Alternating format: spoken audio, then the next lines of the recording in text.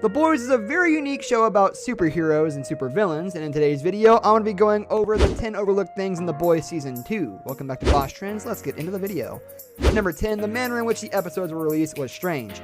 The biggest gripe that most people have with Season 2 of The Boys is the needlessly convoluted manner in which it was released.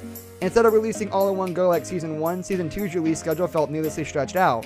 One of the biggest draws of streaming services is the fact that people can watch an entire season of a show at their behest.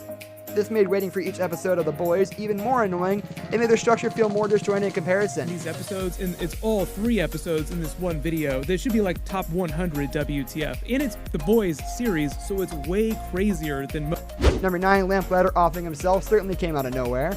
Lamplighter's character was certainly one of the more intriguing inclusions in Season 2, and people couldn't wait to see where his character was headed. Unfortunately, it seems that the character's entire purpose was solely shock value, and nothing more. Perhaps he might have thought that immolating himself in front of the 7 statue would have been poetic, but it just ended up being completely unnecessary instead. Number 8, the relationship between Huey and Starlight is needlessly complicated. Speaking of unnecessary elements, it seems that Season 2 was full to the brim with useless plot points that did nothing to further the overall quality or narrative of the show. The biggest offender of this has to be Huey and Starlight's relationship, which witnesses a ridiculous number of ups and downs throughout the series for no reason whatsoever. Honestly, watching Butcher and Huey deepen their bond was more interesting than the meandering nature of Huey and Starlight's relationship. I gave you a second chance, and you failed me. What are you talking about? Number 7, Starlight's awfully protective of someone who signed her up for experiments. Speaking of Starlight, one must bring up the point that her bond with her mother is also something that's portrayed somewhat inconsistently. It doesn't help that her mother is an awful character, making Starlight's behavior towards her mother feel incredible, satisfying, or immensely frustrating. There's no middle ground here, which makes this dynamic even more irritating. Number 6, Kimiko's brother could have done more against Stormfront. The super terrorist Kenji Mayashiro certainly was an intriguing character, and his scenes with Kimiko were certainly an unexpected highlight of the series. So to watch him fall against Stormfront was especially disappointing given his total lack of effectiveness in the fight. This man was able to incapacitate Homelander, which is no easy feat. Why couldn't you do the same against someone who, while admittedly quite powerful in her own right, was certainly weaker than Homelander? Number 5, Frenchie leaving a metal object near a guy with telekinetic powers is plain stupid. Speaking of Kenji, it must be said that he was part of some truly stupid scenes in The Boys, with perhaps the worst offender being the scene where Frenchie has a smart idea of leaving a metal can right next to a person with telekinetic powers. Surely Frenchie should have realized that this could be a potential hazard next to a person with such a unique superpower, right? Number 4, Queen Maeve comes in the final fight out of nowhere. Queen Maeve's character develops quite a lot in Season 2, although there are times where her inclusion in the key scenes of the series did feel somewhat forced. The worst offender in this regard comes in the form of the superhero making a surprise appearance during the final confrontation when the girls beat the ever-living crap out of Stormfront, what is admittedly one of the most satisfying scenes in the entire show. It's just too bad that the entire setup felt slightly contrived from the get-go.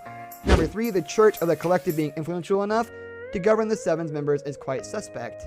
The final scenes of the finale almost made us believe that the Church of the Collective and its head, Alastair Adana, had all the power in the world. However, this notion was completely shut down by Victoria Newman, the person who turned out to be the perpetrator behind the exploding heads in the previous episode.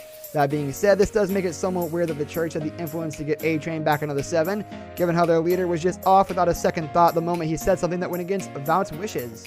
Number 2, Newman's eyes milk over when using her power in the finale, but not before that. Speaking of Alastair's head exploding, it must have been said that the manner in which Newman's body reacted after using her power didn't exactly match her reaction when the same happened in the previous episode, and that too on a much greater scale. Her eyes should have clouded over at least once during this scene, and yet rewatching this scene reveals that she's just looking at people with a fabricated sense of horror, without her eyes showing anything otherwise. Number 1, Homelander's need to be adored by the public feels a bit inconsistent at times. The final episode of Season 2 shows Homelander almost flying into a rage and killing everyone around him, before Maeve reveals the airplane video that would completely destroy his image and send his approval among the public spiraling down.